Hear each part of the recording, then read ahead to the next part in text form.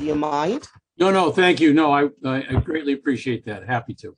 Okay, great. Wonderful. Okay, so I haven't gotten 30 seconds.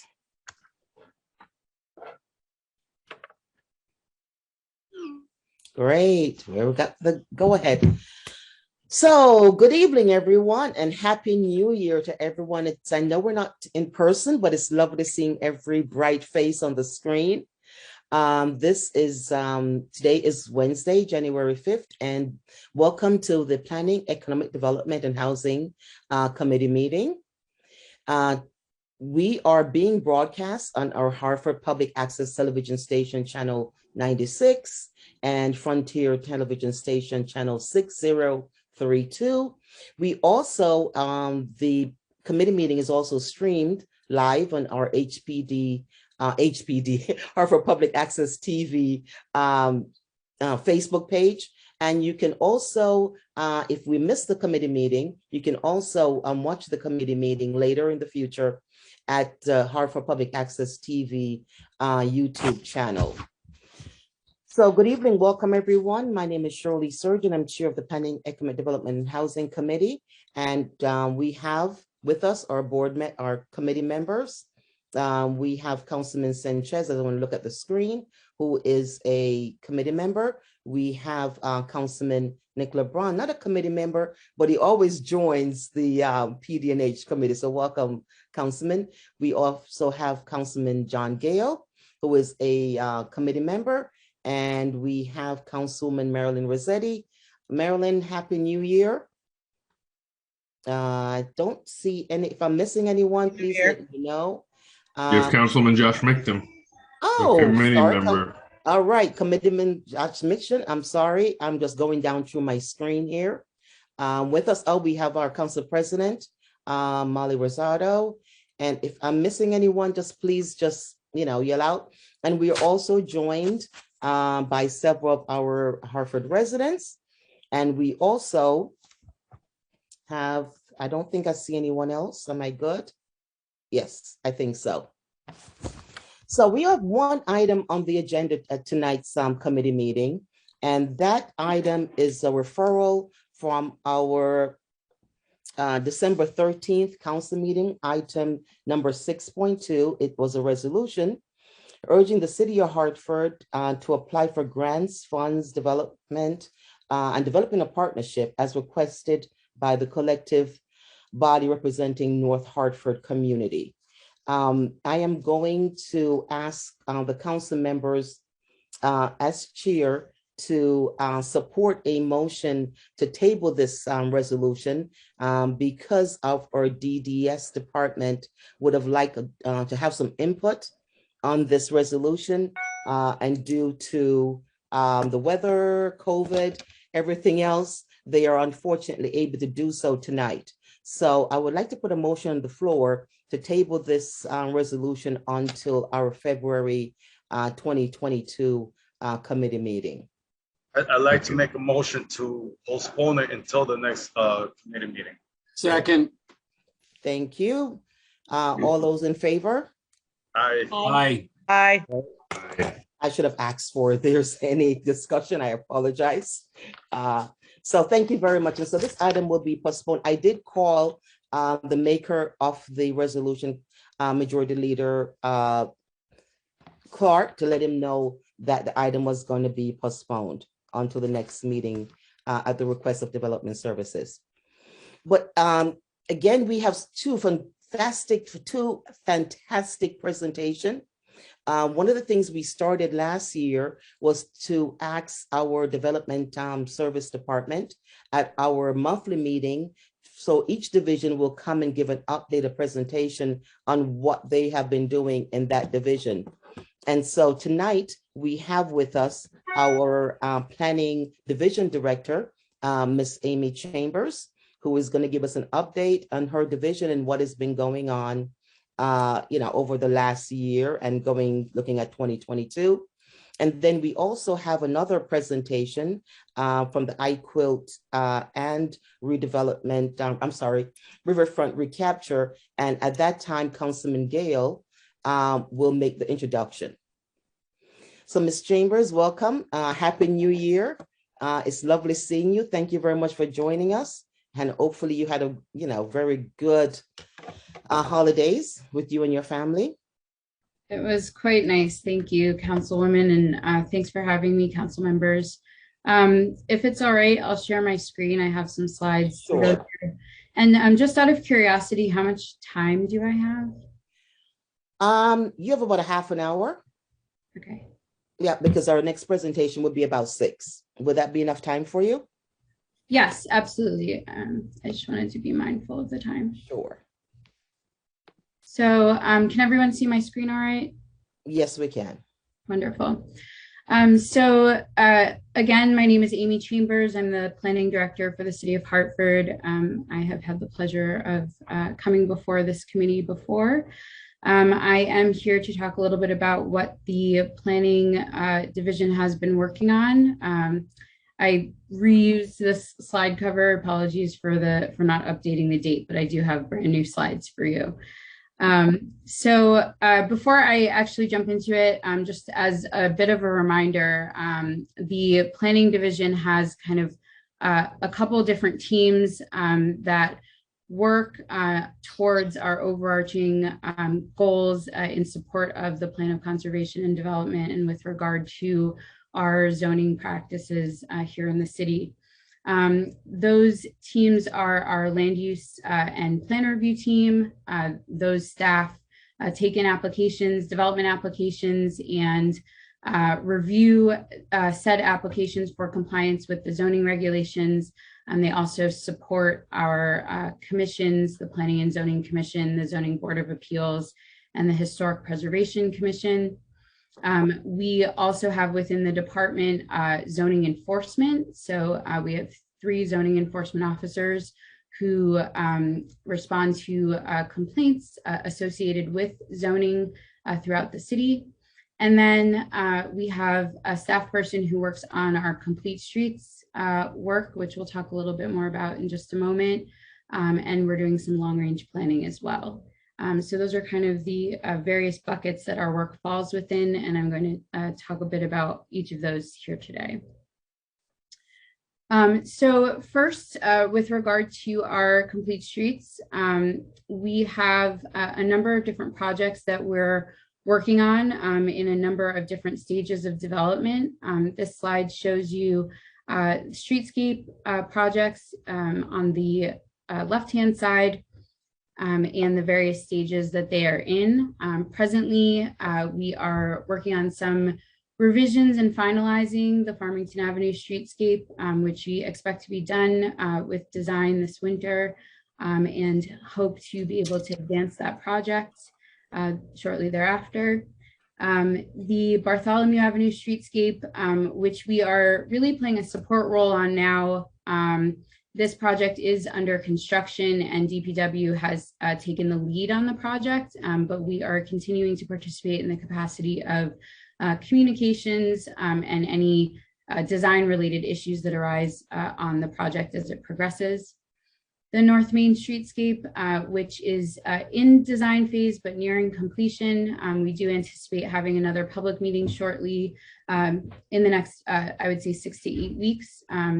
And we'll be hoping to then advance the design to construction. The Main Street downtown, we did do a pretty comprehensive design project and design study on over the course of the last year. We have a concept design for that project, which spans from Asylum down to Willis Street, and encompasses reorganization of the Park and Main intersection. We would look to continue that project to be able to advance that concept into a more robust set of construction drawings and to do some additional study with that project. We did receive grant funding about a year and a half ago, actually. This project has been slightly stalled due to COVID. For the development of bike boulevards, which are meant to be essentially interventions on roads, more neighborhood-based roads that will allow for less experienced bicyclists to be able to safely use the roads, and as well to slow down cars along those roads. We are in a pre-construction / design phase on that project. We're working on a number of different streets spread throughout the city. We are working in partnership with Riverfront Recapture on the Riverwalk North redesign, both the stretch of land in Riverside Park, as well as the portion of land that Riverfront Recapture purchased recently to the north. And that project is as well in design phase. And finally, the South Branch of the Park River, which I have spoken to you all about in the past, is in design phase, and we anticipate wrapping up that design in the spring to summer. In addition to that, we work with DPW to basically address any restriping projects that they have. We have a number of streets, as you can see on the left-hand side, that are either in design process or designed that will be restriped in hopes to improve safety, improve traffic, and where possible to implement bike lanes or other sorts of bike facilities. So we are operating generally under our Complete Streets policy. Can I interrupt, Director Chambers? I'm sorry. And Sure. if you want me to wait till the end to ask questions, I'll wait. But I had a question about that last slide, so I don't know if I should do it now or later. What's your pleasure? I guess I'll defer to Councilwoman Surgeon on that. So do you mind holding your? Not at all. I will wait till the end. Yes, thank you. Okay, so we are working on, in general, towards our goal of developing complete streets. Again, the Complete Streets policy was adopted by Council about 4 or 5 years ago now. That policy is to make our streets safer and more convenient and accessible for users of basically regardless of ability and mode. And furthermore, prioritizes pedestrians, users of public transit and bicyclists over private vehicles. In furtherance of our Complete Streets goals, we do work very closely with DPW. We also kind of lump in all of those projects that I mentioned on the last slide. And beyond that, we have a Complete Streets task force, which was developed out of the Complete Streets policy as well. We've moved our Complete Streets task force meetings to bi-monthly. This is helping us create a little bit of capacity and make sure that we're able to provide some more meaningful and nuanced updates to participants of that task force. In response to feedback received by this council body, we have, although we're still meeting during the day, we are moving to have our updates that are provided at the Complete Streets task force meetings and that day meeting also provided at the planning and zoning meeting that follows that meeting. So the Complete Streets task force meets on a Monday, which is always followed by a planning and zoning commission meeting the next Tuesday night. And so our staff person, Grace Yee, who is working on Complete Streets for the department, is attending our planning and zoning commission meetings now to give announcements and updates that were shared at the day meeting. In addition to that, we have created additional communications associated with our Complete Streets under the auspices of Safe Streets Hartford. This is a newsletter, an email address, safestreets@hartford.gov, an Instagram account, as well as Facebook presence through our DDS Facebook page, where we are trying to provide more targeted information associated with our Safe Streets initiatives. And I'll talk a little bit more in a second, but we want to make sure that this is more comprehensive. And so it includes work that other departments are also doing, not just development services. And then, as you all know, we have implemented scooter share The Link scooters were launched in April of the last year. They have been very popular, and we're proud to announce that Hartford is one of the operators' best markets in the country for ridership and actually rivals some of their European markets. So with regard to each of those items, we have provided some numbers. The Complete Streets Fund that you'll see at the top of this is a fund that was developed through both through the Complete Streets policy and named in the zoning regulations. The main source of income to that fund is actually when billboards are converted from static billboards to dynamic displays, and the dollars paid into that fund are then set aside to help to advance Complete Streets initiatives.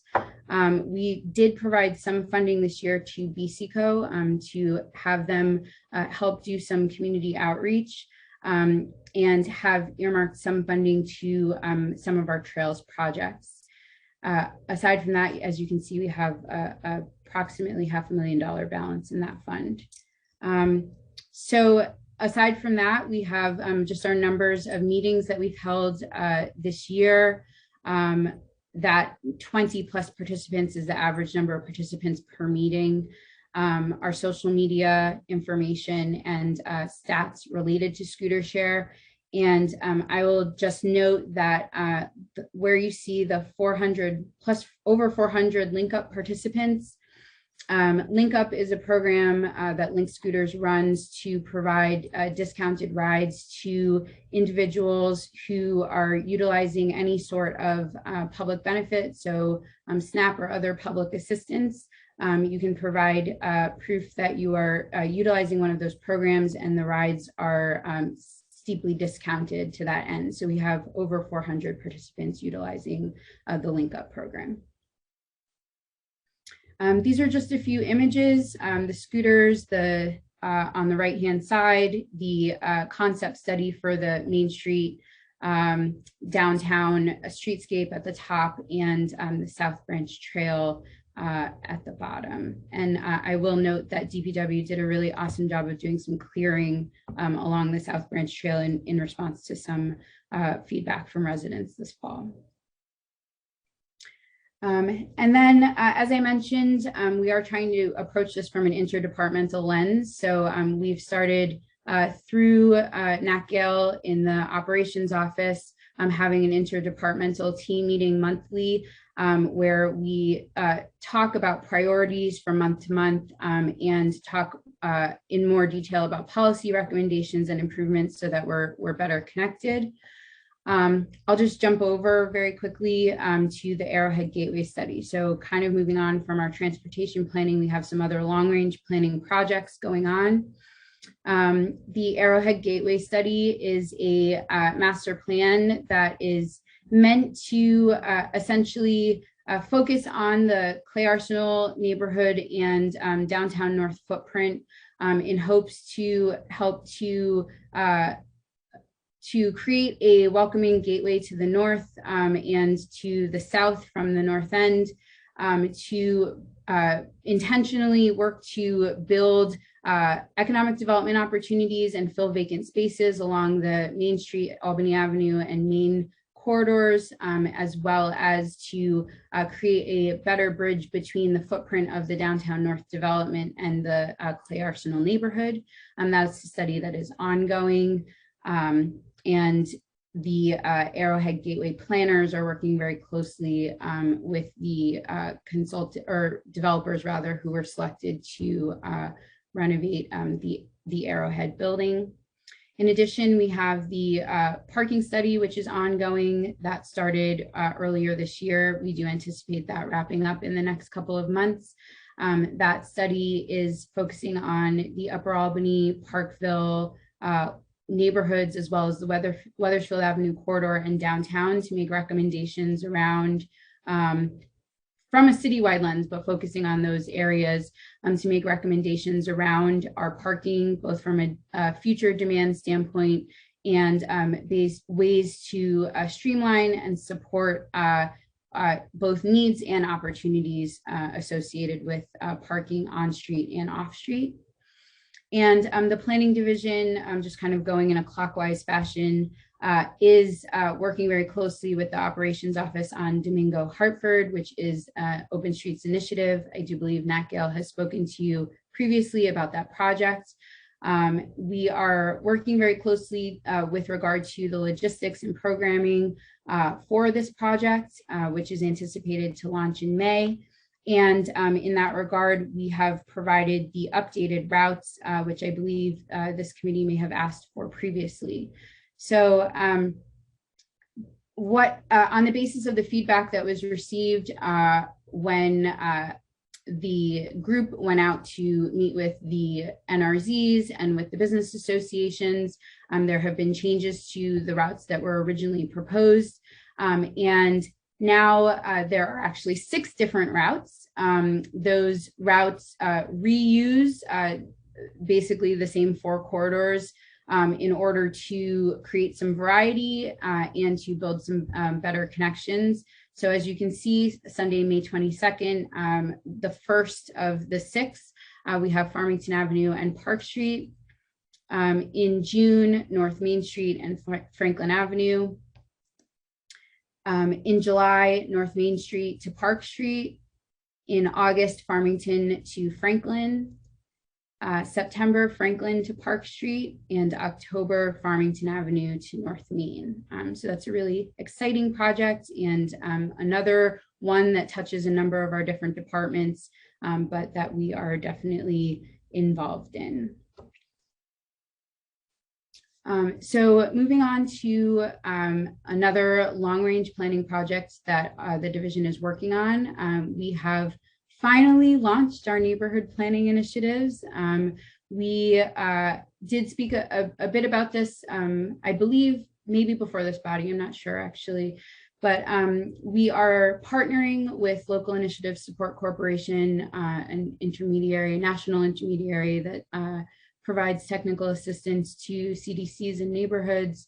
There's an office here in Hartford, and they had planned on doing some 5-year plans with local CDCs. They are utilizing a consultant team listed below on the screen, Liz Torres, Kathy Dorgan, and Ralph Knighton, who I think I saw on this call. And they'll be working to update 5-year plans that were developed previously by a number of our neighborhood development organizations. Because they were looking to do that project, and because it's similar in scope to doing neighborhood planning, we wanted to partner.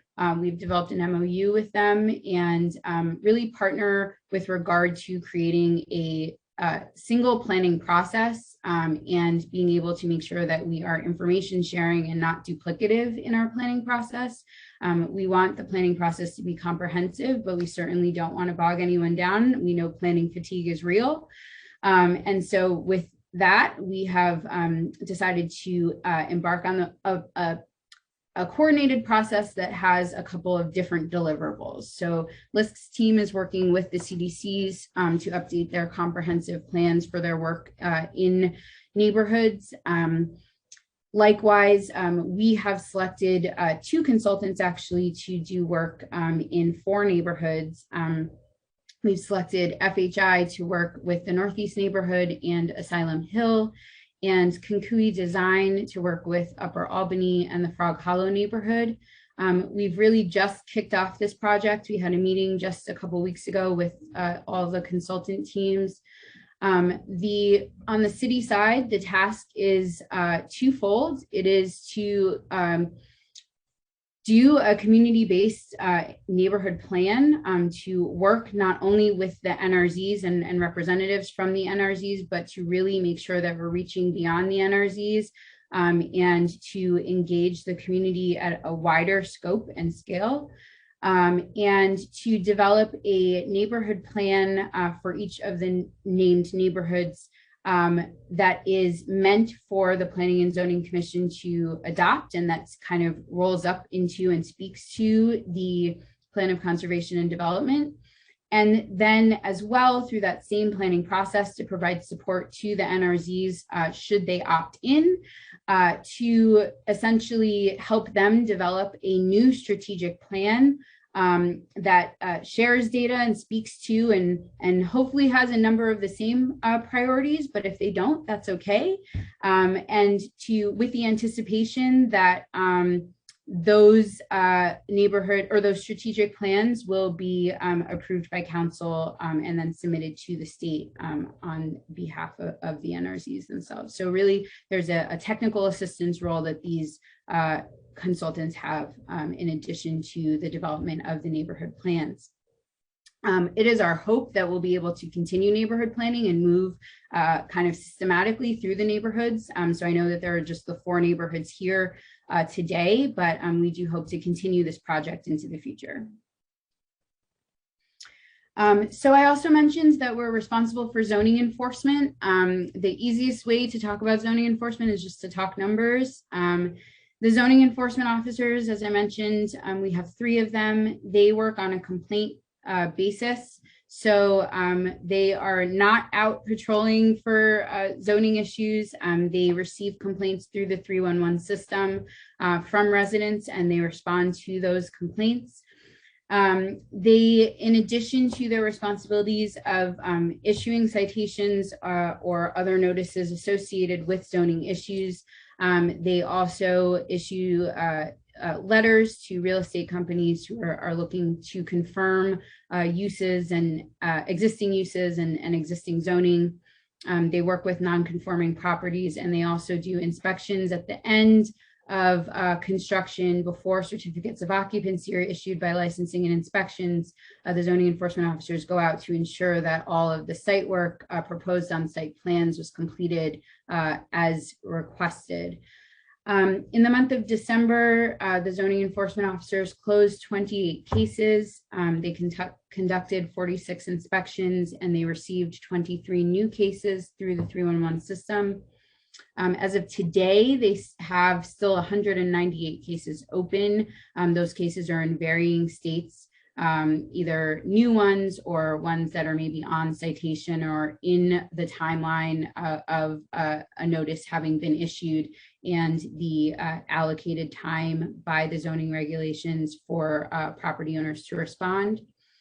In the month of December as well, of the cases that they closed, 13 of those cases, so of the 28, 13 of those cases, those violations were abated.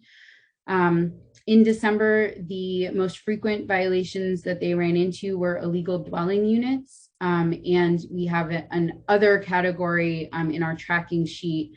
These are issues related to zoning. However, they overlap with other departments. So we had 9 cases that were zoning issues, but were handled through Health and Human Services or Housing Code Enforcement. They issued 8 notices of violation, 8 cease and desist, and 11 citation notices. So this is a page associated with our zoning applications. Again, just going to talk numbers. In the month of December, we received 77 applications. We completed 59 applications. In the quarter, we received 348 applications and completed 295 applications. From 2021, so the same quarter in 2021, we're up 1% in terms of applications that we're receiving, and we are up 4% in terms of the applications we're completing. For the calendar year, we have received 1,638 applications for zoning and completed 1,322 applications for zoning. And just by contrast, when we did our budget projections, which do come before you for this fiscal year, and I know it's not apples to oranges, but we projected that we would receive 1,400 applications, which was an increase from the actual number of applications received in fiscal year 21, and projected that we would complete 1,250 applications, which was also a projected increase from fiscal year 21. With regard to our commissions, the Historic Preservation Commission just this fiscal year, so since July 1st, has received 41 applications. They have approved 29 outright and approved 18 with conditions.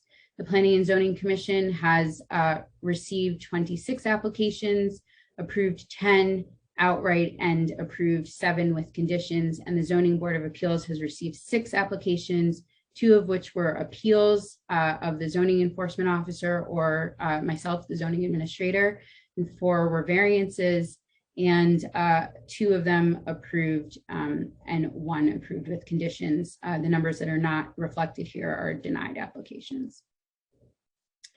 And then I believe this is, we're nearing the end of my slides.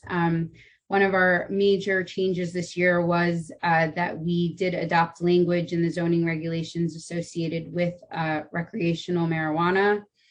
As you know, the state approved recreational marijuana in July, and the Planning and Zoning Commission and myself then worked, and the staff worked to develop a rubric essentially for adult use marijuana under the zoning regs for the city. We essentially ended up putting a cannabis uses section in our table of principal uses.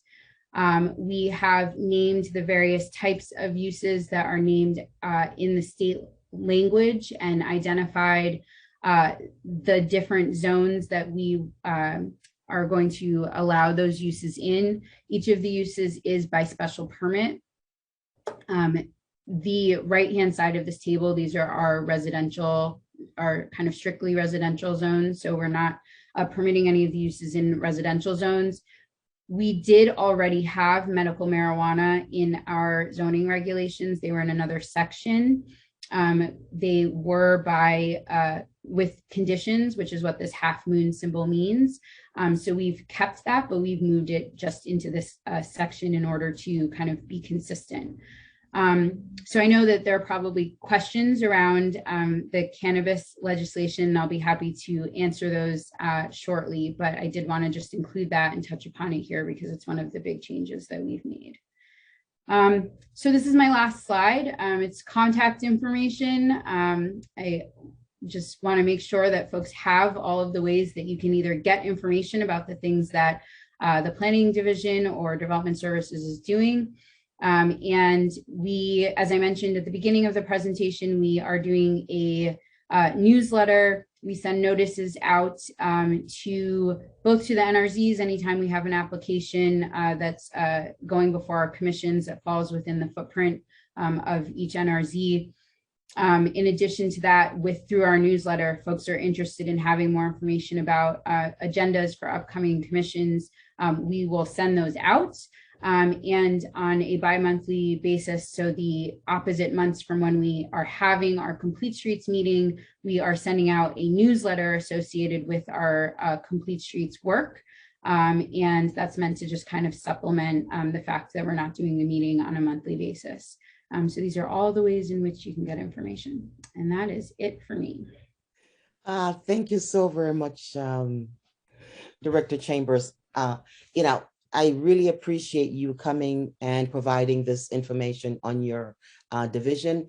I look forward to the other divisions coming forward. We started this about a year ago, where we asked the department that falls under the Planning, Economic Development and Housing Department to come forward and gave us a presentation of what they're doing on a monthly basis. I think this is very good information for the community and for people who are watching to hear what each division is doing.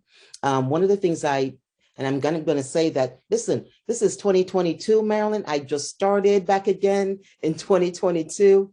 I do have to apologize when I introduced Councilwoman Rossetti. She is a member of our committee who have covered several of my meetings for me. So I have to apologize and say, Marilyn, thank you so very much in the last year for covering some of my committee meetings with me.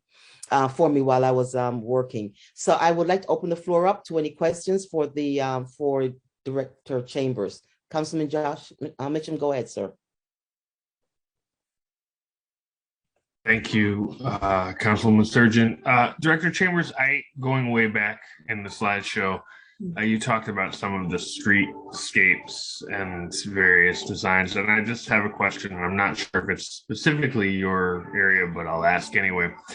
There's a couple projects that were listed there. One of them is Weathersfield Avenue, and I think New Park Avenue is on there as well. But there are places where new bike lanes have been set up and striped, especially on Weathersfield Avenue. There's one where they pushed out the cars toward the middle of the street to create a protected bike lane. But there's no signs, and so everyone just parks as they have always parked. I have noticed in both places, and I noticed it on Weathersfield Ave many months ago, and I reached out to DPW about it, and they said they were going to put more signs, but still there's no signs, and still people are just parking, right by the curb, which means they're in the bike lane instead of off in the parking lane. And I wonder if you know what's happening with that. Sure. That it's not exactly something that for clarity, whenever we do striping projects, the planning division is involved on the design side. Really, any of these projects that are named here, the planning division's involved on the design side, and then on the implementation side, the projects move over to DPW. We also work pretty closely with the Hartford Parking Authority on both design and implementation. We have, I think with regard to that particular question, that's one of those things that's fallen under this interdepartmental team that I mentioned. We have definitely, seen and heard that, there are issues with cars, parking against the curb in response to that design. I know that the Youth Service Corps at a point in time when it was first implemented, as well as some volunteers from BC Code did some flyering in the neighborhood and actually on cars that were parked, just to say, hey, this is the new design. You can still park here, but the parking is outside of the bike lane. I think that there's probably more that needs to be done, and certainly the question of signage, is a good one, and something that I can bring back to that group so that we can get something implemented. But we have, as recently actually as our last meeting, talked about the fact that that is still happening, and that there needs to be more information shared on a more regular and consistent basis if we expect for that striping to be used the way that it's put down. Thank you. And I would just say, certainly on Weathersfield Ave, if you've never seen that set up, it's totally confusing. It just looks like there's a traffic lane that's painted funny, and it sort of cries out for some big, some signs where instead of just saying 2-hour parking, it says park in this part, or something. I don't blame people for getting it wrong, because it's, who would know if they hadn't seen it before. Right. And we actually, before Weathersfield Avenue, the city didn't have any parking protected bike lanes, so that's totally understandable. Thank you. Thank you, Councilman Misham. Councilman Sanchez, and then I believe there's also some questions from Councilman LeBron. Yes, thank you, Madam Chair.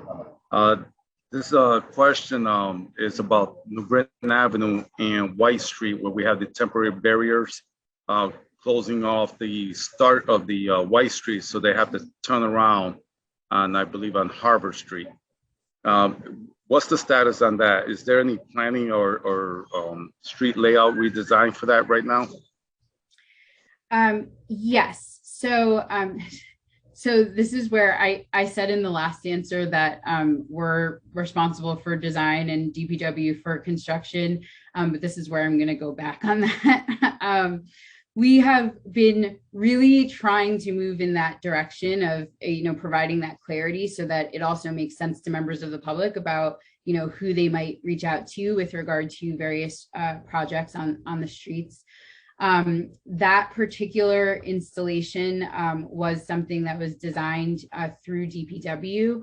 I do know that DPW is looking at doing some, I guess, a more permanent modification. I don't believe that there's anything like in design right now, but I know that there is intention to try to improve that intersection, as well as another intersection along New Britain Avenue, which is escaping me right now. But I don't have any just firsthand information with regard to that. And I just have one other question. So I'm still receiving complaints from businesses of this bike lane that's causing them somewhat of a headache. Is there any conversation on redesigning or repainting the bicycle lane, similar to what's on Fairfield Avenue? Mainly the complaints are mostly coming from Franklin Avenue and a few complaints from my Weathersfield Avenue as well. So one of the issues here is that, not issue, but one of the thoughts is to move that bicycle lane, which is about 3-4 feet wide, and put it into the main driving lane, similar to what's on Fairfield Avenue. Is there a conversation of that yet? Has that started yet? So the conversation has been raised, because certainly, I know that that's something that you've raised in this meeting, and we've spoken about before. We don't have right now planned changes for those bike lanes. I think, I actually spoke to one of the planning commissioners about this recently on Maple. They had a similar question. And when we do repaving projects, we usually will do restriping. Sometimes we'll do some restriping without doing repaving. But whenever we do any of those, we do have to develop construction documents. So, that's something that I can bring back to the group again. We can have some conversation about, timing and implementation of the projects that are planned for fiscal year 22. But there aren't plans at this point in time to make those changes. Thank you, Madam Chair. Sure. Councilman LeBron. Thank you, Madam Chair, and through you, Director Chambers, thank you for this detailed presentation. My question, I have a couple questions. I'll ask the first one, but it's leading towards the cannabis. Could you pull up the cannabis slide? I assume you have. Right, I assume those circles and those half circles mean something. I don't see a legend around it, but anyway, nonetheless.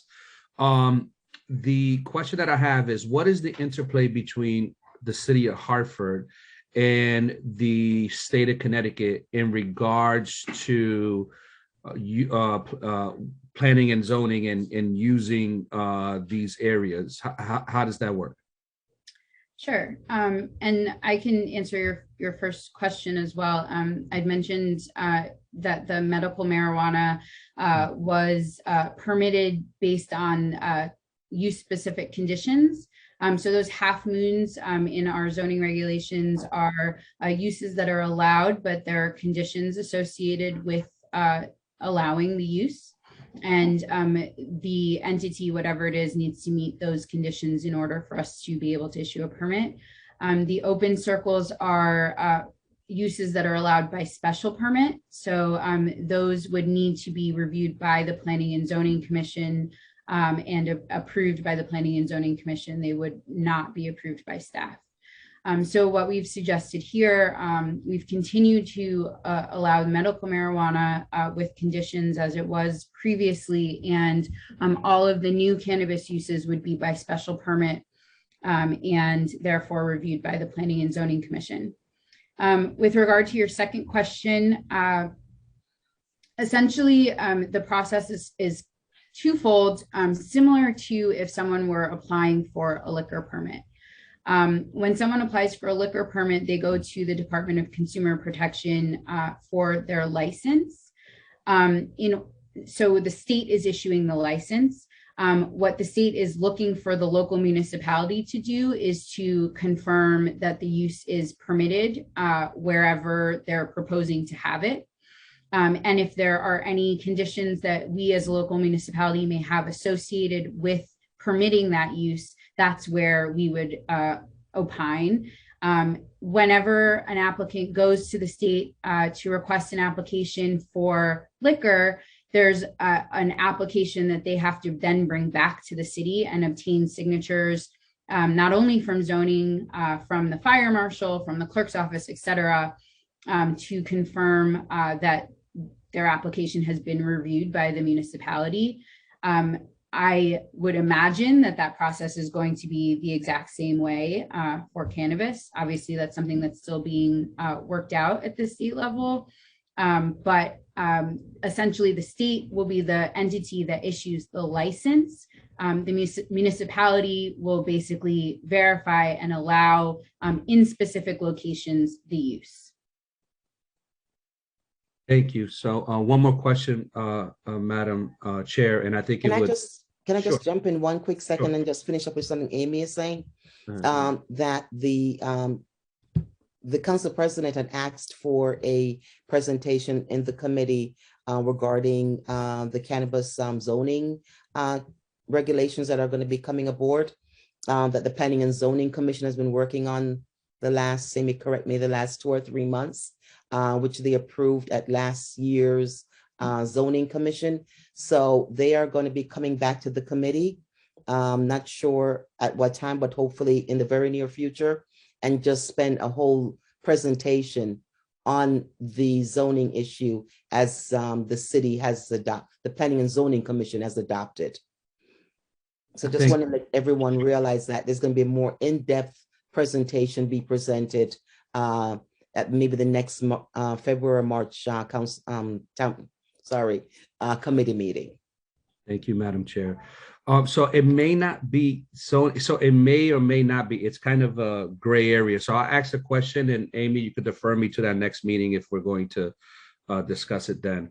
One of the major things, and I'm curious, I know there's a commission at the state level, but the biggest thing is that we know about marijuana is that for decades, there was disproportionate minority contact in terms of the criminal justice system. Mm-hmm. And I know that's a bigger topic around reparations. And yes, I'll say the word reparations. And so the question that I have is, and again, through you, Madam Chair or Director, we could defer to that point, but does the city, in your opinion, have the ability to implement those type of considerations on a municipal level, even if the state doesn't? So I'll try to answer quickly, and then we can certainly talk more in the next meeting. From the lens of zoning, I would say no. Our job is to take applications that come to us and to really evaluate them from the standpoint of compliance or lack of compliance with our regulations. And the regulations are really based in the land use itself. I know obviously that there's the equity council associated with the implementation of the cannabis legislation. And again, because the state's the one that would take in the license and evaluate the individual or entity that is applying for the license. I think that in the way that the language is set up, the role is really for the state to address that. But I think certainly, I can dig into that question with more detail and bring you back, maybe a better answer in the next meeting.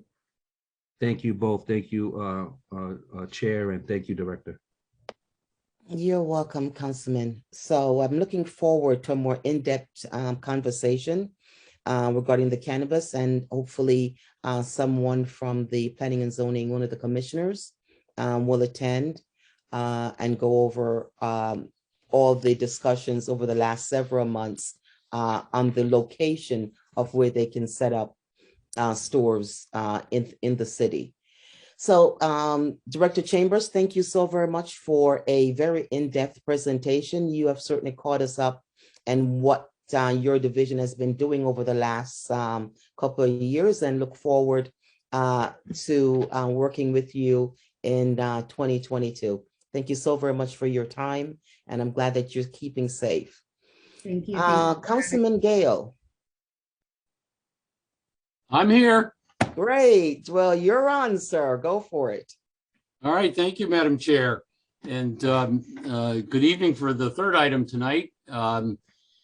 As you all know, Council has a seat on the iQuilt board, and I was appointed by you to be Council's representative to iQuilt. And in doing so, I've been privy to many of the projects that iQuilt is working on in conjunction with others. And tonight, you're going to hear a presentation of one of those projects. It's, from my perspective anyway, very exciting. I know from my travels, I've seen what's going on in New York City with the High Line. Some of you may be familiar with that. And in Atlanta, there's this unbelievable thing called a green belt that combines, these pedestrian walkways, bikeways, greenways around the city that lead to economic development. And Hartford not to be left behind, and iQuilt not to be last to the table on anything.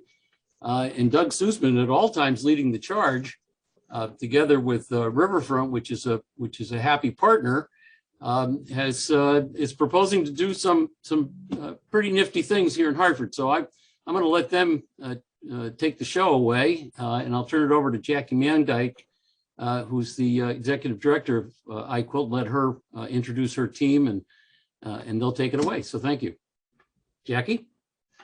Thank you so much, Councilman, and thank you, Councilman Surgeon, as well. We really appreciate the time today. I've been before the committee about 6 months ago to talk about some of the projects we're working on. As many of you know, the iQuilt partnership is working on a series of ideas and projects to get done by the time Hartford turns 400 in 2035. One of those projects tonight is the proposal for the Griffin Line and to turn it into a rail trail that would lead from Hartford into the town of Bloomfield. In addition to that, we're looking with Riverfront Recapture about how we potentially connect this project with the Riverfront project that they're working on that runs north-south. The Griffin Line, as you know, runs east-west, and how those connections can come about between the two projects, what benefits there might be, and how we might be able to move these forward in a very collaborative way, and how we, in an iQuilt fashion, how we stitch them together. So with that, I would like to turn it over to Mike Zaleski from Riverfront Recapture to just say a few words before we hand it over to Doug Sussman, who's been consulting with iQuilt for, I think, now 13 or 14 years on some of the projects we've been working on in the city. Thank you, Jackie, and thank you, members of council, for allowing us to make this presentation this evening. This is an interesting presentation, and it stitches together a couple of different projects. The project that Riverfront Recapture has been working on for several years now in partnership with the city of Hartford is what we once called the Hartford to Windsor Riverwalk, but has been recently, or at least last year, renamed the Jomar Fuji Riverwalk. The city council passed a resolution naming the new Riverwalk project in honor of Riverfront's longtime CEO, Jomar Fuji. This is a project that we're really excited about. It has the opportunity to connect the city of Hartford and Riverside Park to the town of Windsor, which is an exciting development for us. We're looking to continue the Riverwalk north into Windsor. We're also actually working on a project, or at least a feasibility study, that is going to look at how we connect to Weathersfield to the south. So really an opportunity to connect both north and south.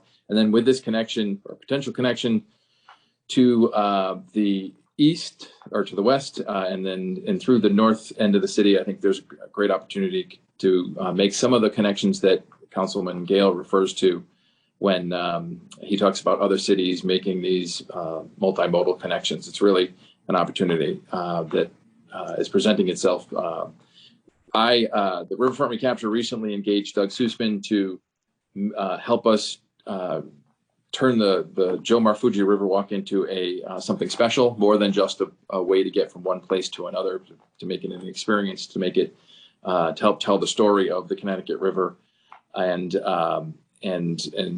Riverfront and Joe. So we're excited to be working with Doug, and we're excited to be working in partnership with iQuilt to be able to make these additional connections. So with that, I will turn it over to Doug to start the presentation. Great, thank you, Councilwoman Surgeon. Thank you, members of the committee, and Jackie and Mike and Councilman Gale for the introduction. I'm going to, may I share my screen? And Sure, please go right ahead. let me see if we can, I'll just get us started. I know you've already had a lot of good information from Amy Chambers, and I'll try to keep this concise. Let me see, share screen, and let's see if we can bring that up. And I'm going to just check here and make sure that you can see it's just warming up. I've framed what I would like to share with you tonight in a kind of bigger context than just projects, and that's reconnecting North Hartford to its riverfront. And I think that really is the underlying, if not overarching theme of what I'm going to show you, and I think you'll see that as we go through it. Here you can see an overview from East Hartford of the riverfront, from the Buckley Bridge on the left all the way up to the Windsor Line on the right, and then North Hartford spreading towards the top of the screen up through Keeney Park. And what I want to talk with you about is really three projects. Councilman Gale said one, but it's kind of three in one. And the first is the Heartline, which I think many of you have seen and been briefed on, but that is one of the transformative projects proposed for Hartford 400. The second, of course, is Jomar Fuji Riverwalk that Mike just described to you. And the third is a new concept on how to link them, and we're just calling it RiverLink at this point, because if we put them together, we think the benefits are enormous and greater than either of them separately. So if you look at this diagram map, north is to the right here, Windsor and Bloomfield on the right. You can see the Heartline coming in from Bloomfield and from the town line of Hartford down to the river, and then Riverwalk heading at the bottom in blue to the Windsor town line, and RiverLink between them. And the Heartline is in planning stage. RiverLink is simply a concept that we're really presenting for the first time to you. And Riverwalk is nearing construction. So these three projects are at different stages, but we think could be really beneficial to think about them together. They do grow out of your adopted Hartford City Plan. As far as the underlying principles of all three, on page 24 of the handsome document that you all adopted in 2020, it says that embracing the river as our most important natural asset can transform Hartford. So the river really is a central theme in the adopted city plan. And it says that doing so can catalyze riverfront real estate development, improve access to recreation, and transform the city's image. So those are all key goals, I think, that inform all three projects. We have had, through the good efforts of iQuilt and Hartford 400 and Riverfront Recapture, conversations with many of you, with elected officials, and with the NRZs. I apologize if we've left anyone off here, but over the past year, there have been many conversations and wonderful input, and that's always how we work. As we listen and learn, we adapt and develop the project. So let me talk about them in order. First, the Heartline, then the Riverfront, then the Riverwalk, and then the RiverLink. So the Heartline is the idea of, it's one of Hartford 400's signature projects, and it's really a 6-mile park corridor that uses the Griffin Line for a part of it, and then in the last piece extends to the riverfront and goes right through the area that Amy Chambers was talking about in her good presentation with the Arrowhead master plan. It would also then, in the longer term, have an extension to East Hartford if we can lower 91 and remove the 84 interchange and reclaim the Buckley Bridge as a pedestrian and bike bridge. That's longer term. This corridor is part of a movement happening across the country where rail lines, some of them abandoned, some of them still in use, as you can see in the lower right, get double duty. They really turn into community assets with art and playgrounds and community facilities so that they're not just rail line, just a piece of track and gravel and an occasional vehicle. One of the special things about our line, this Hart line in Hartford, as opposed to some of the others, is the number of schools that are along it. And that from preschool all the way up to graduate school at the University of Hartford. And that offers an incredible opportunity to engage the schools along the corridor in the creation of the line and the participation of students of all ages in the making of it and the use of it. So that's a special opportunity to engage everyone from Weaver High to the University of Hartford to some of the preschools get them engaged and get the faculty engaged in the making of the line. That's an exciting opportunity. The second is that there's so many creative community art places along that corridor, from music and art making facilities. And if we can just link them to the corridor, they can be marked along the Hart line and really create places for each community. So there isn't one overall design. Each place can reflect the community and the neighborhood that it passes through. And that's an opportunity, of course, to bring in local and regional artists to help make these places along the Hart line. The third is economic and community building, and that is that these kinds of rail lines around the country produce very strong development zones, and you want to do it right, which is to say to do it in ways that benefit the people who are already living along the corridor. And I note that the opportunity zones, the designated federal opportunity zones, which do provide certain tax incentives, are concentrated along the Hart line, so that provides additional possible opportunities. Congressman Gale mentioned the Beltline in Atlanta. I think the latest estimate is something like $2 billion of investment in this circle of former rail lines around Atlanta, many of them going through neighborhoods that that are low income or that have suffered from neglect or isolation, and have really infused a lot of investment into a range of neighborhoods around Atlanta. So it's a great model to look at. Some aspects of the Hart line would be relatively simple: paint, landscape, lighting, where you transform basically an unused rail corridor or an underused one into a community a park-like setting where you have a protected bike lane and on which you could jump on a bike in Blue Hills and ride without fear of cars and traffic all the way downtown. In other parts, for example, further down along Homestead, behind those, in some cases, abandoned buildings along Homestead, is an opportunity really to turn that into a true linear park and to redevelop those buildings, as we saw in Atlanta, and turn them into community centers, art centers, cafes, and really make a park setting that would be a destination, really an attraction and destination for Hartford. So that's the Hart line in quick summary. Let's look at Jomar Fuji Walk, which right now is documents are being submitted for permits to the state. So that's well underway. It's something you all are very familiar with, thanks to, I think, the leadership of Councilwoman Rossetti and your votes. The council did vote to change the name from Hartford to Windsor Riverwalk to the Jomar Fuji Riverwalk. And as you know, it takes that area along the river where the railroad bridge is, that's a good marker, and really activates it as a beautiful riverfront park for the city. But I want to emphasize it's an historic park. You can see the bridge here, the bridge in the upper right. In 1898, Riverside was Hartford's first riverfront park, and that's when it opened to the public. So this is an historic site and really the first place where the city said, we want to bring our people to the waterfront. And we want to bring them there to stroll. And this path you see here is pretty much exactly where the Riverwalk alignment is today, although it feels quite different. We want them to stroll, to paddle in one of the two lagoons that was part of the park great to go down there with your friends.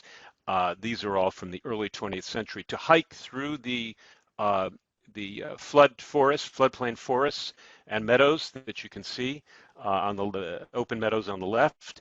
To play, there were major facilities for kids throughout the park. To garden, there was a special children's garden where kids from the nearby tenements, and this was a tenement and immigrant neighborhood in the adjacent in northeastern Clay Arsenal, could go down and learn how to garden. And at the end of the day, they could even collect them and bring them home to their families. In the winter, there was skating on the lagoons, and here you can see the snow plows of the day, horse-drawn snow plows clearing the skating rink. In mild weather, you could wade in the pond, and in the hot summer days, kids from all the kinds of backgrounds came and splashed in the wading pool. It was so successful that 20 years after it opened, the head of the Hartford Park Commission said, you know, it's Riverside Park that's doing more for Hartford and more for Connecticut, more for Americanism than any park we have. On a hot Sunday afternoon, there were over 20 dialects spoken. Whole families gather there. It's their outdoor sitting room, and they go from place to place calling on each other. This is Hartford's melting pot. It's where people that come here as immigrants first come in touch with Hartford.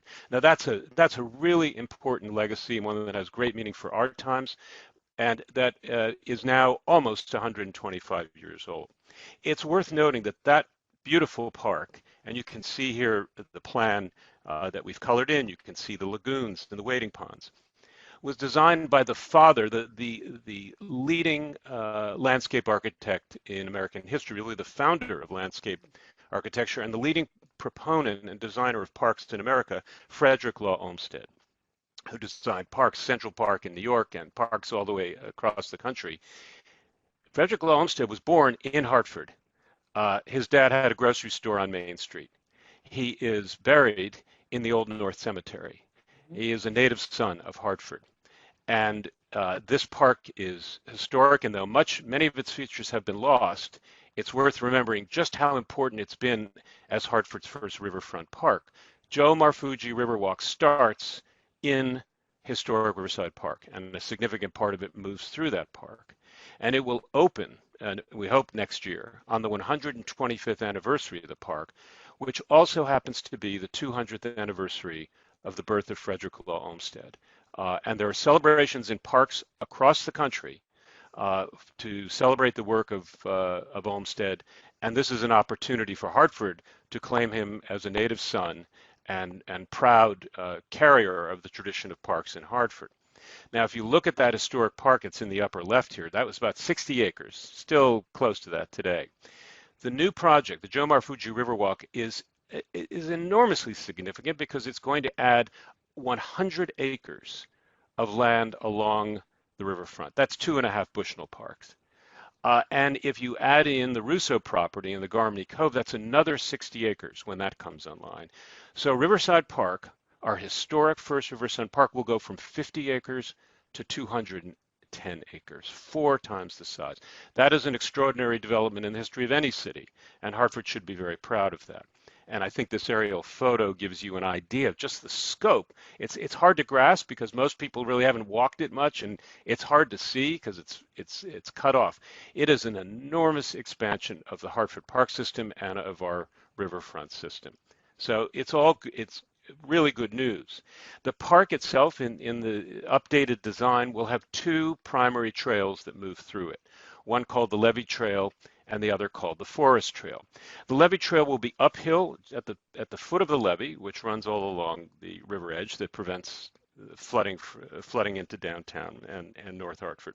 It will be paved and plowed and taken care of throughout the year. The Forest Trail is an unpaved trail. It moves through the trees closer to the water's edge. When it snows, it won't be plowed. It'll have a more natural feel. So it will give anybody moving through the area choices about how to experience this Riverside Park. How long does it take to go from one end to the other? Depends how fast you're moving.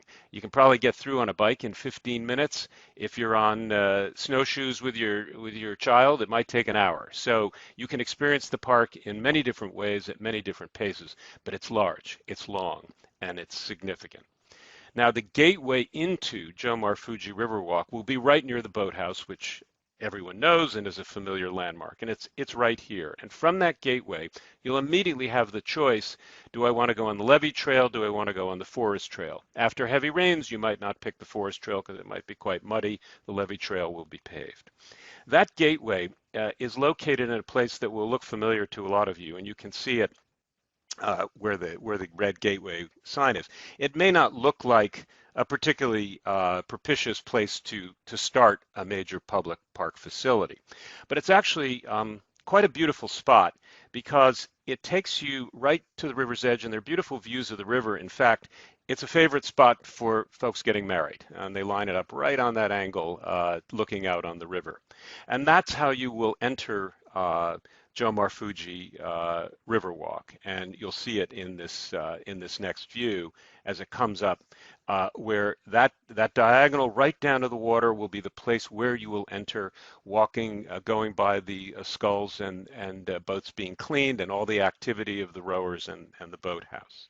And you will approach it from further south on a bike or walking, and you can see the boathouse on the left and the views of the river straight ahead.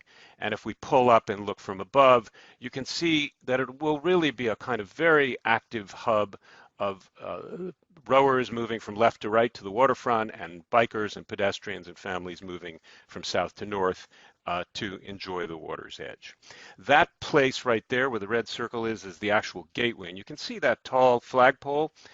That gateway is the first of what we're calling 6 open-air natural history galleries, and it has the pole, which I show you here, and then there are 5 more that mark the 2 miles along the riverfront, and you'll see here the other 6 poles.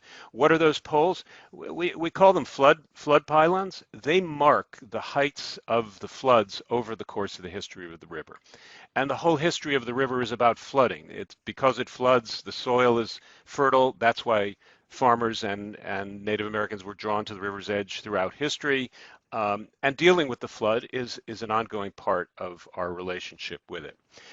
Each one of those flood pylons will have a little solar-powered light at night, a beacon, that will light up 6 blue lights, and you'll be able to see the river's edge from North Hartford, from 91, from East Hartford, so that a river that is otherwise often lost at night because it's not lit up will be, the curve of the beautiful curve of the river will be visible from adjacent neighborhoods.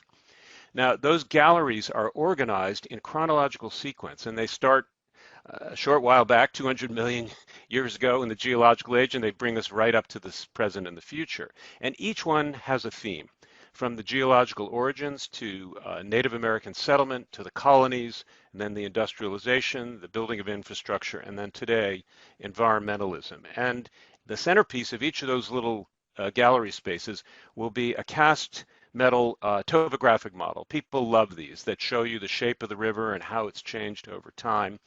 And together, the 6 of them will tell a story, tell the story of the history of the river and the people who've lived along it. And it will form a kind of mini outdoor natural history museum about the river itself and about riverfront recapture and Joe's role in helping bring us all back to the river. This is an example of what one of those little galleries might look at. They're quite simple. They're in the floodplain, so you have to design them to be underwater once a year. You can see the topographic model. There are 2 benches, the pole, and then maps and information for each one. So they're simple, but should be very rich in information. For example, the first one will tell the story of how this was an ancient rift valley where the glaciers came through, and then the river came after the glaciers melted. The second one will talk about the important story of the Native American experience, 14,000 years of people living along this river before European settlers ever came here. And so even though Hartford 400 relates to the arrival of European settlers, there's a tremendous story to be told about Native Americans and non-Europeans who have long occupied the river's edge. That story can be told. And we'll be working with curators from the Connecticut Historical Society, UConn, the University of Hartford, and other historic places to tell the full story of the river and its people. Now, from each gallery, there's a lateral path that takes you right to the water's edge where you get a view out over the water. And that means that each person from the gallery, you can see you're on the levee trail on the lower left where the gallery is, and then there's a river path on the right that takes you down to the water's edge, so that each person can experience the river's edge in his or her own way. We'll make it a very personal encounter with our water edge. And on top of that are overlaid about every 3 minutes apart as you're walking, there'll be a little bit of information. There could be a map.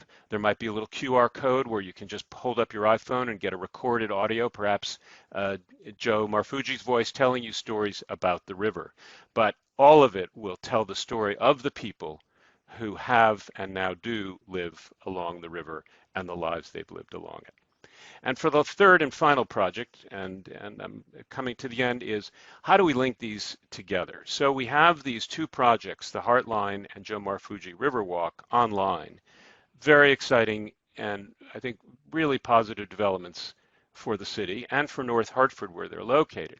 If we activate the connections to Keeney Park, you can see that this becomes something similar in smaller scale to Atlanta's Beltline. It is a green belt that provides recreational space for all around North Hartford. And so the connections between them really add up to something very special.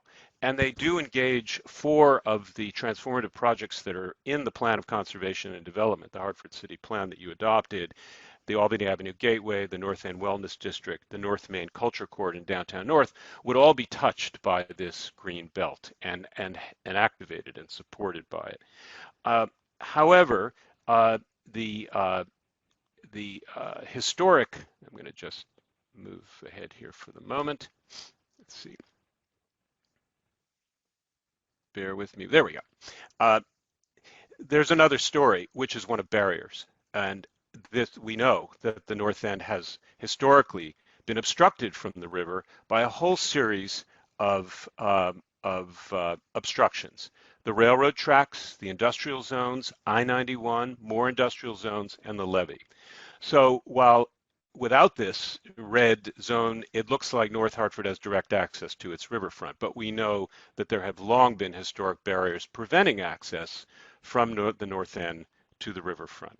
So we have a strategy to address that. And the first is to advance the connection at the North End to Keeney Park Gate on North Main Street. And that will happen. That's built into the plans for the Garmany Cove area, and we want to make sure that that happens and that the connection to Keeney Park Gate is very strong for people on bikes, walking, and so forth.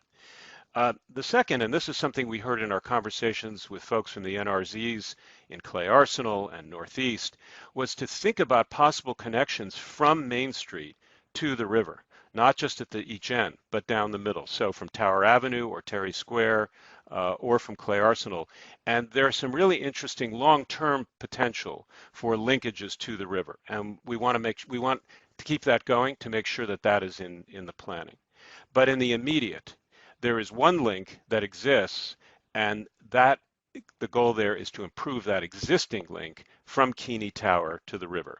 And that's what we call River Link. And let me end by showing you what that is. We have a link today, and it is the bridge over 91 at Pequot Street.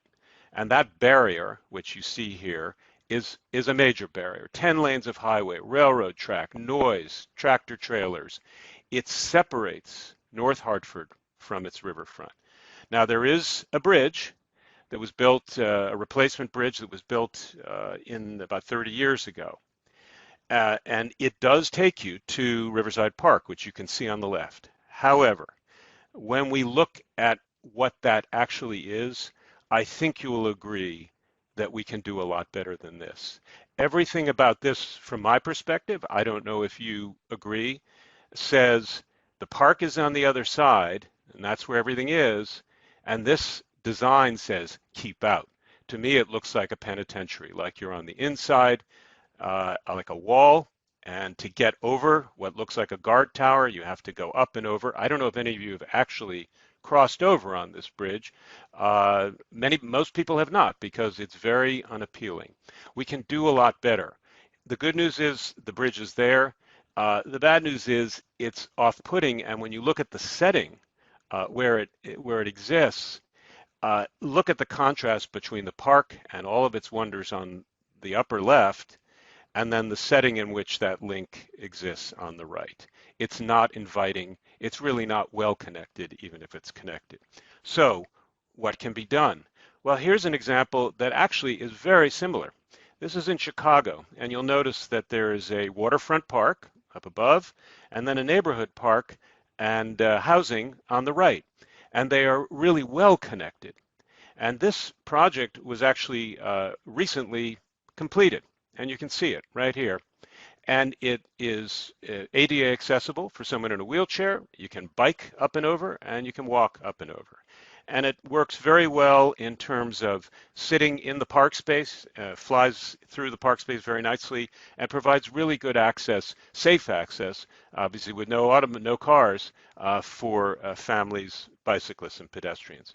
These kinds of ramp, bridge, and pedestrian bridges are being built all over the country, in Philadelphia, in Los Angeles, internationally. And some of them are really quite beautiful, and they're sort of wonderful experiences. The councilman mentioned the High Line. You know how successful, if any of you have been there, it is to be up on one of these elevated bridges. There's a particularly interesting one that just got finished in Portland, and you can see it goes over railroad tracks and an interstate like ours does. And this was just opened, and what's interesting is it was just funded by the federal government. And named after Congressman Earl Blumenauer, who's long been a leading advocate of pedestrian and bike facilities. And it seems that clear that Congressman Larson, who has been such a strong advocate for connection to the river, ought to be able to win early infrastructure bill dollars to build something like this for Hartford. What would that look like? Well, here's the setting today. If we look at the Chicago model, it would be something like this. And it would go up through the park, use the existing bridge, and then come back down along Pleasant Street, which was always the historical street where you accessed Riverside Park going back to 1899. The good news is that while we would build 2 new ramps, we can reuse the existing bridge, and that's the most expensive part of all of these projects. So the really expensive piece is already built. It would be a question of getting to it. So what would that look like? Well, here you can see we're just above Market Street. The stadium is behind us. We're looking towards the river. You can see the community renewal team, that white building on the left. That's Pleasant Street next to the Goodyear store. And then you can see the bridge. You can see the bridge up here. And then that's the boathouse right there. You can see how close the boathouse is, even though it seems so far when you're in North Hartford because of these barriers. And instead of that, such a project would provide this kind of access. And you can see here that the ramp would take you up to the bridge and over. So that the net result is that we can actually bring Riverside Park to Market Street. Have it feel like the park starts right on Market, right next to the community renewal team's wonderful new mural, which you see on the left. And you would arrive there either on bike or on foot. One North Hartford resident said to us, that her family really likes to ride bikes along the river, but they have to drive to get there. This would allow, particularly if you're coming even from Blue Hills on the Hart Line, would allow a safe, protected ride all the way to the river. You'd get on the ramp, and it would take you up towards the riverfront. And I'll show you a view as you move forward. There's quite a beautiful grove along the embankment of 91, and you would turn, and then you would eventually approach the bridge. And you can see the existing bridge there. So the ramp would connect to the existing bridge, which could be nicely upgraded with better materials and lighting, so it's not so noisy, which it is today. And then after crossing the bridge, you'd come through Riverside Park, and it would take you right down to the boathouse, which you can see at the top of the screen. And then you would arrive at the boathouse with its beautiful views of the river and all of its activity. Now, from Jomar Fuji Riverwalk, if you're coming from the north or have been, the return route is also appealing. You'd pass in front of the boathouse, you'd cross the boating area. And you can see, actually, you'll notice in the upper left, that's actually Keeney Tower. Look how close it is. So you would be able to get on that ramp and go up and over the bridge in a lovely experience and end up on Market Street and up the hill to Keeney Tower. So what seems so far today is actually very close, and this would make it close. And on the return view, you'd be rewarded with beautiful views out over the park to the river with views of the skyline. It could be an attraction in and of itself, just the experience of going over the bridge. So let me conclude by saying that as you come back into the North Meadows in North Hartford, and you can see Keeney Tower and Capitol Prep and the stadium up above, this could really set the stage for economic development in this whole area that builds on what's already happening with the investments in the stadium, the new housing, and really create a neighborhood that is connected to North Hartford that's really part of North Hartford. With all of the new investment, I think it's important that whether it's big public investments like the stadium or private investment like the new housing and North Crossing, and even small private and community investments like the new Samilla Cafe and retail, that whatever new investments in North Downtown, that they create social, environmental, and economic benefits for everyone, particularly everyone in North Hartford. And so to summarize, these three projects can overcome historic barriers to North Hartford. They advance the city's plan that you've adopted. They would be kickoff projects for Hartford 400, and we think they would qualify for early infrastructure bill funding because they meet the criteria that Congress set for infrastructure, for the infrastructure bill. So that's our presentation, and we'd be happy to hear your thoughts, suggestions, concerns, and questions. Thank you. Thank you, Mr. Sussman. This was a lovely presentation. Thank you so very much for that. I did not realize how all three pieces interconnected. I think last year, right before we were all locked in for COVID, Michael took me on a little tour of the area. Michael, I'm not sure by Windsor Avenue. Yes, the Hartford Windsor line, the new property that Riverfront Recapture was able to purchase with private funds. Yeah, and I did not. It's kind of hard to visualize, as Mr. Sussman says. The interconnection, and where I was, I could never visualize it going all the way down to the boathouse. So this is fantastic. It's a great presentation. So my only question is, we talk about infrastructure funding. Jackie, when are we talking about we can see some visual walking aspect of this? Councilwoman, I think the first and foremost is to applaud Riverfront Recapture in the city because, they've got, and Michael can speak more to this, they've got some of the funding to complete the Jomar Fuji Riverwalk. So that's really going to be the first project to be completed. We're working right now, to try and see if we can find the funding for Heartline and look at some engineering and technical aspects with DOT right now. So we would hope it would be early adoption, but the Riverfront Recapture is really, the first step into making this and will be reality. Hopefully the Heartline wouldn't follow too far behind that. Oh, great. Thank you. I apologize. I should open the floor up to our committee members or anyone who asks questions. And if you're raising your hands, I can't see you guys. So just Councilman Mictum, I have one. Go for it, Councilman. Thank you, Councilman Surgeon. Doug, you mentioned among all these many things, the idea of connecting to the river from North Main Street at various points, like at Tower Ave and other places. I'm just trying to imagine how, right? I mean, there's like the Fuller Brush building is there, or there's the rail yard. Like, is that, has the planning gotten so far as to say we would build a bridge here, or we would buy a property here, or what does that look like? No, it's a good question. This is really ideas. These were ideas that were given to us by the community, by some of the heads of the NRZs who talked about, well, for example, Bose Barlow would be one of those routes. There's another possible route further south that would go by Xfinity, where apparently the kids already walk across the tracks anyway. So there's a kind of, people's path, whether it's official or not. So we've done no detailed planning of it. I think what we wanted to do is say, what we did do is set up those 6 towers that you saw, the 6 poles along, as the places where someday that link can be made. So we're sort of putting the markers down along the riverfront and saying we hope someday that from North Main those connections can be made. But that will need planning, and that's a longer term initiative.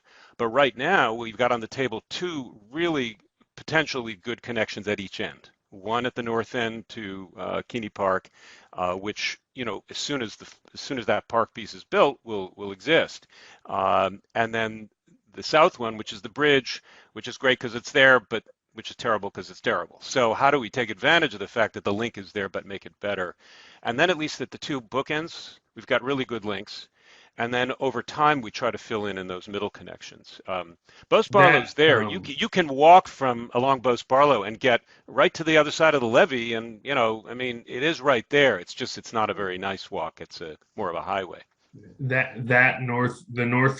Keeney Gate Park is on the north end. That's just into Windsor, right? No, well, right now the walk connects to Windsor's Riverwalk, and that will be completed in next year as soon as it's done. That path link, the path that jogs up towards Main Street and the Keeney Park Gate will only be built when the park plan is built. That's subject to funding. Mike can speak about that, but it's built into the plans that there will be a really nice bike and pedestrian link to Keeney Park. Is that path just over, like under the overpass into Windsor? Is it on the Windsor side or is it on the Hartford side? That path, that proposed path that goes east-west. So Mike, please. Yeah. So the connection to the Keeney Park Gate, there is when Amtrak came through and double tracked that area, there was an enhanced sidewalk that was put and then an at-grade crossing that was put in by Amtrak. So it has, something exists. It's not necessarily ideal. Meadow Road is not other than Meadow Road for the most part is serves as a entry and exit from 91, as well as a couple of businesses in that strip mall area on Meadow Road. There's potential there to put something in. There's a lot of that's actually Windsor there on that side of the road, but there's lots of opportunity on that in that area, both on the Hartford and Windsor side of the line. Thank you. Any other council member? Comments, questions? Don't see any hands raised. Councilwoman. Oh, go ahead, sir. Didn't see you. Just a quick comment. Part of this is so wonderful for me because in my family background, my father grew up as an immigrant from Italy, grew up on Kennedy Street, a street that doesn't exist anymore, but a street that really was probably right across from where that bridge is over I-91. And he told me growing up in the 1920s and 1930s as a boy in the north end of Hartford on Kennedy Street, that this is where they played. They walked down from Kennedy Street and Canton Street and Avon, Russell Court, all these streets that don't exist anymore. And they crossed over the tracks and they went to Riverside Park. And so for, that part of Hartford, Clay Arsenal, this is where Kennedy Street was, for that part of Hartford to get back to an ability to enjoy Riverside Park, I think would really be a lovely, great thing, great kudos for all involved in it. So I just wanted to make that comment. Thank you. Okay, hearing any other comments, councilpersons, questions?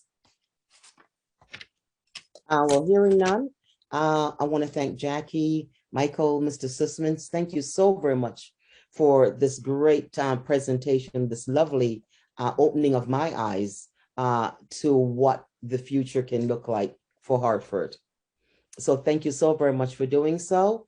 And it's about 7 o'clock and we still have another committee meeting right after this. So hearing any objections, can we call the committee meeting to a close? So moved. Right. Thank you so very much. Again, everyone, thank you so very much for attending the Planning, Economic Development and Committee meeting. Have a good night, everyone. Good night. Good night.